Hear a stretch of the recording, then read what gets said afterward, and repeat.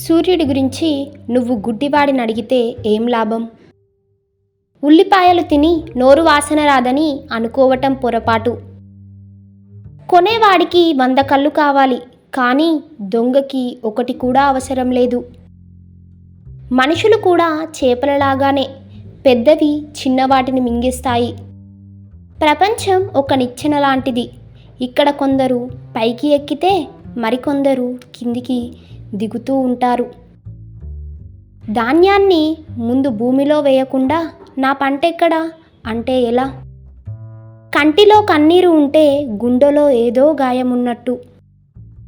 విధిని మోసం చేయి, అప్పుడు నువ్వు అదృష్టవంతుడు అవుతావు. వైఫల్యం తర్వాత అదృష్టం వస్తుంది, దురదృష్టం తర్వాత ఆనందం వస్తుంది. సింహానికి తోకలాగా కంటే ఎలుకకు తలలాగా ఉండటం మేలు.